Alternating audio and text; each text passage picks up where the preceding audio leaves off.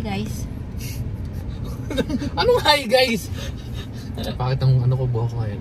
Okay, so ito yung review natin sa Fortuner after exactly 1 week. Actually 1 week and 1 day. So yung sa una sa Vios, kung bago ka napunta dito, punta mo yung sa Vios kung anong difference anong sa Vios na naka-manual ako, Vios 1.3 to Fortuner Q na 2.8 automatic. So yun manual, ito automatic. So ano unang naging difference? Medyo nailang ako mag-drive kasi yung nilabas namin sa casa mahirap talaga. Una, mataas yung pakita mo yung point of view ko ng yan, mataas. So balik yan. So dahil mataas, tapos at the same time itong sa sa transmission. Ay, ang galing ng video. Pasensya na kung medyo pangit yung pagkakakuha, pero ayan. So kung mapapansin niyo to, hindi ko talaga alam kung paano siya gamitin. So nag-base lang ako sa YouTube, YouTube driving school. So yun na nga. So nag-YouTube driving school tayo, and then pagdating natin doon, parang as in walang demo. hindi na sa akin na demo nung ahente kasi late na. Ha? Uwian na. Oh, yun nga, uwian na. And then ito na nga. So yung pagkasabi na ready na yung kotse. So pagka yung ready kotse, as in sakay namin na, sige sir, pwede na lumabas. Anong pwede na lumabas? Paano ako lalabas? Hindi nga ako marunong mag-drive ng automatic. So ito, di kinalikot ko. So naka-park, di ba? Pag naka-park, ito na lang, again, di tayo professional, pero nag-base na lang ako sa YouTube driving skills at sa aking skills sa pag-drive ng manual dati. So park, binaba ko lang sa drive. Dalawang klase yung nandito, yung ibang automatic, naka-D lang, pero kasi ito may DNS. So yung DNS, kanina ko lang din nalaman kung ano yun. Yung D is parang normal driving mode, and then yung S is parang sports mode, which is mas malakas yung hatak. Pero kasi etong Fortuner na Fortuner Q, yung GNV, eto pakita mo etong tatlong to. Ito medyo abnormal nga lang.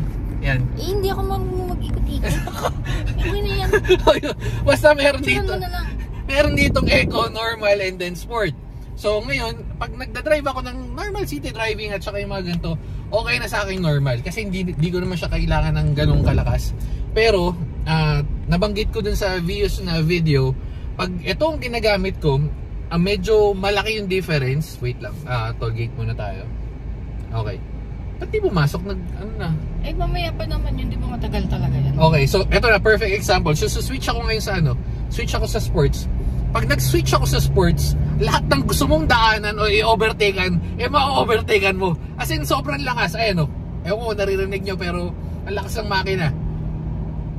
Ayan ako, hindi ko sure kung rinig, pero yan, as in ang lakas ng hatak. Ngayon, kung hindi mo naman kailangan ng like mag-overtake, pwede ka na sa normal. So babalik natin sa normal ngayon dahil nag-explain ako Tapos isa pa, bukod dun sa yun, sa paglipat natin, naninibago kasi ako dahil sobrang daming pipindutin. Like etong sa pause. Okay. So ito na nga. Ewan ko kung pangit yung pagkaka-video, huwag akong sisihin nyo. Si Bekbek Bilbil Sarada yung sisihin nyo. So ito na nga, makikita nyo dito, ang daming controls nito.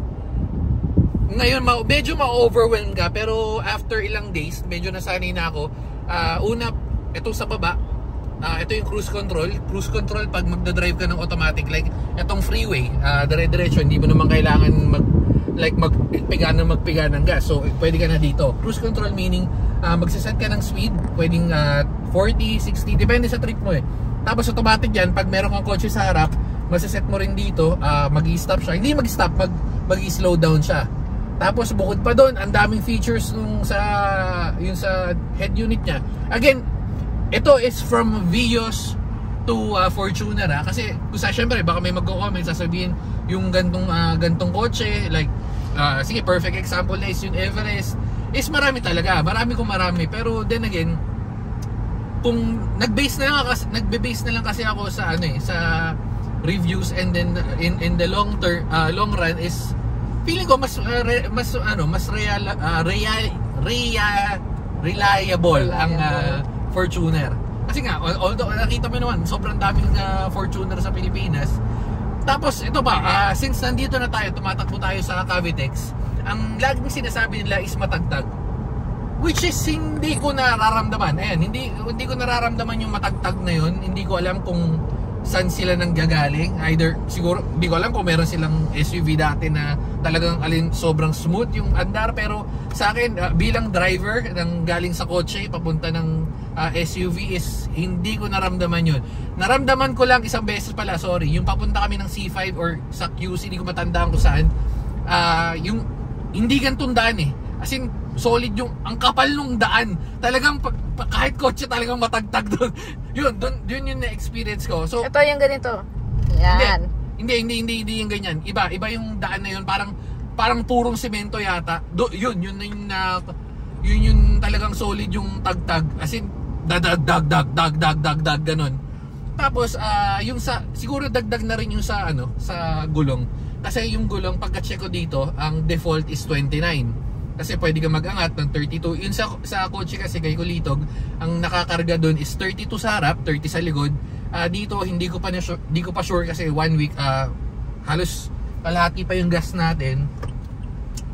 Hindi ko pa na-check kung ano yung original na nakalagay dito, pero based doon sa gilid, usually sa mga kotse makike-check nyo kung ilan dapat yung PSI yung hangin ng gulong nyo. Ang nakalagay doon dapat is 29. So, apat yun. Pare-parehas yun. 29. So, ito hindi ko pa na-check. Marami pang gas. Hindi ko malalaman unless na sige, update ko na lang kayo pag nagpahangin tayo. Kung ilan, kasi usually nababawasan ng 2, 3. Pero tatansyahin ko rin kung ano yung mas maganda sa akin. Pero yun nga, usually pag ganito, mas maganda is pag mas mababa, siguro magta-30 ako. Kung nakalagay doon 29 or sabi mo na nakalagay doon 30, bababa tayo ng 29 or 28, lalo na kung wala naman walang sakay. Kami lagi ako si Beck. Yun nga kasi medyo mabigat sa part na to kasi wow. mabigat sa part na to kasi medyo may mabigat tayong sakay. Tapos sa likod sila Manong, sina Peggy, si 50, tsaka yung mga stroller at kung ano-ano nila.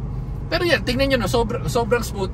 Ito pa pala isa, yung sa Manibela, medyo maninibago kayo. Kung hindi kayo, kasi nagbubuhat tayo, nag-gym tayo. Kung galing ka sa kotse, medyo mabigat ng onte. Hindi naman talaga ganun kabigat. Pero medyo ramdam mo na siguro mga 20-30% yung bigat. Kasi, syempre, mas malaki yung gulong eh. Ano expect mo? Yun, mas malaki yung gulong, tapos mas mabigat talaga ng onte. Pero hindi naman siya mahirap dalhin. Siguro, una, stable, para maging stable na rin, syempre, di ba, pag nagda-drive ka, tapos alam ka naman, hangin lang yung dinadrive mo, di, wiggle ka nun. So, yun yung mga na-experience ko sa, pag-ipat namin sa Fortuner. Ang pinakamagandang experience ko siguro is, yung pag nasa traffic, lalo na kung makaka-relate lahat yung mga nasa manual, kasi kung nasa manual ka, lalo na kung sunod-sunod, kasi dati, yung pag galing dun sa condo namin papunta sa BGC, grabe yung traffic dun. Talagang mapupudpud yung mapupudpud yung kaliwang paa mo. Kaka-shift, kaka-clutch, tapos clutch, tapos first gear, clutch, second gear. Talagang mapupudpud yung paa mo dun. Talagang as in pagod ka talaga dun. Pero since eto kahapon na-experience natin yung traffic, nagpunta tayo ng BGC, pero wala iba yung feeling. Parang pagbaba ko na sa sasakyan after ng 1 hour mahigit na traffic, pwede pa ako mag-zigzag. Wow. Pwede pa ako sumayo, pwede pa akong kumaldag. Pero yun yung maganda, yun yung magandang experience. Pero medyo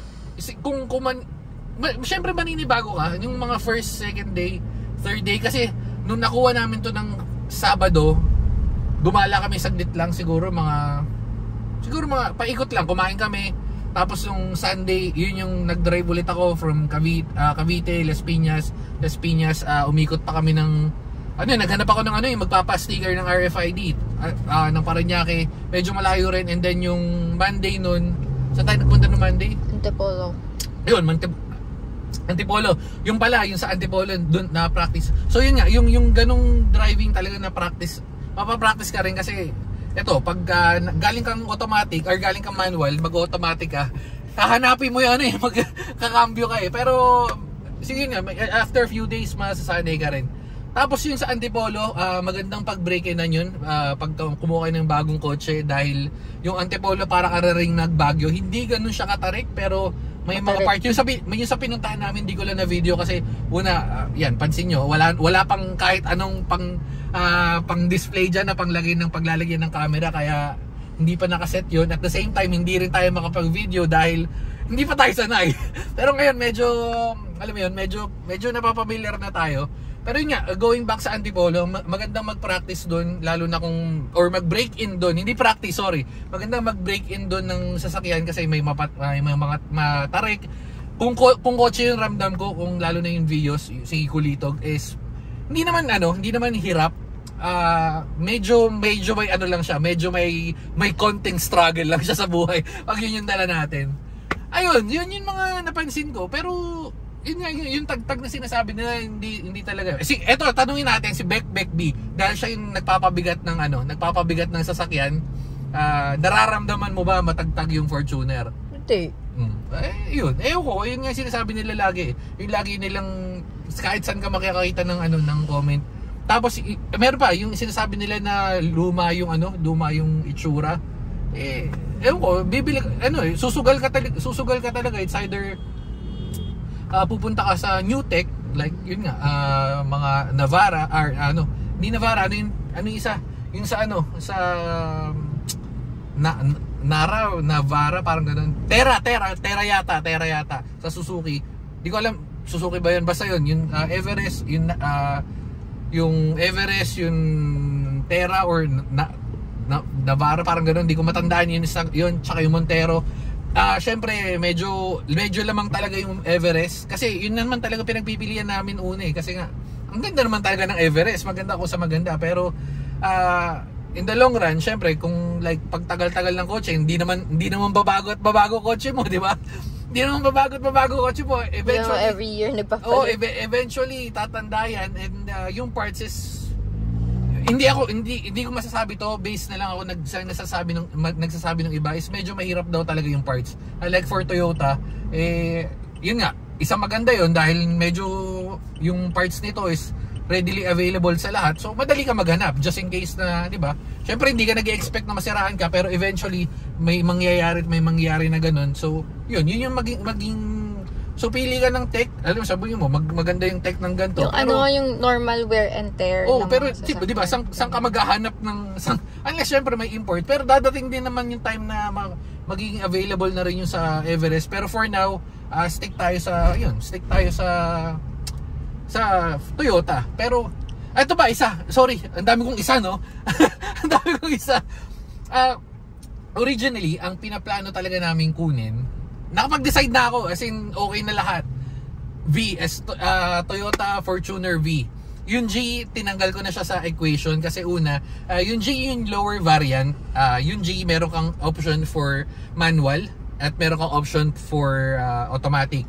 Pero sabi ko, kung manual ako at mabigat yung sasakyan, para akong si Raulo. Well, hindi ko naman sinasabing huwag yung kunin yun. Pero di ba, mabigat, as in literal, mabigat yung sasakyan. Ngayon, kung magmamanual ka, medyo tagtag siguro yung pagdadrive nun. Baka yung sinasabi nila, siguro dahil sa pag lower variant, kaya ganun. Hindi ko rin masabi kasi hindi ko naman na-experience or hindi ko na-drive test yun. Tapos, yung sa V naman, kumbaga para siyang Q yung model ng sa atin, pero wala siyang mga sensor, ganito, wala siyang sensor, medyo maraming wala for the price of 150 something, 157 to be exact. Yun yung pagkakatanda ko, hindi ko sure, pero yun yung 157 ang alam ko. Tapos isa pa, naka leather na, ang dami. Tapos yung V, alam ko, ang sa kanya pa lang is yung dito niya is Eco and Sports. Pero ito is Eco, Normal, and Eco and Eco and nakalimutan ko, Normal lang yata. Basta dalawang modes lang yung sa Fortuner V. Unlike ito nga, di ba? So, isa pa ang ang dami kong isa pangalawa pa. na yan. Basta ito na lang, dagdag pa. Yun nga, kasi kung kung okay lang naman sa'yo yung makina na 2.4, well, okay ka na sa V, di ba? Pero kasi sa akin, naging ano rin yun, naging big factor, ma-upgrade mo yung parts, yan, like, kung anong parts ang trip mo, ma-upgrade mo yan, ma-upgrade mo yung kung ano-ano, pwede mo itulad sa queue. Pero yung makina, medyo ano, 'di ba? Doon ka medyo mag-aalangan. Doon, so, yun, kaya yung naging big factor sa akin. So instead of 150k difference, mag-upgrade ako ng makina, leather seat and all, 'di ba? Feeling ko sulit na sulit yung queue. Bakit hindi na ako tumalon sa LTD at saka sa GRS? Feeling ko hindi mo siya masusulit eh. 4x4 yun. And hindi naman tayo nakatira sa matatarik na lugar, di ba? Hindi, eventually nagpupunta rin naman tayo, like yun nga, pupunta tayo sa Antipolo, sa Baguio, pero hindi naman lagi. So hindi ko siya masusulit. Pero di ba? So far sobrang okay sa akin. At saka pag nakikita ko si Gob, coach, pangalan nga pala nito is Gob. Balikan nyo na lang yung dati na yung nakaraan kong video, bakit Gob. Pero sobrang pogi talaga ng sobrang pogi ng Fortuner para sa akin. Sabihin nyo na medyo outdated or hindi, mas bago yung ganto, mas bago yung ganyan, pero still sobrang good sa akin tong tong kotse nito or SUV, basta kotse SUV, yun na yun. Ayun lang. So nandito na kami, medyo marami na tayo na daldal.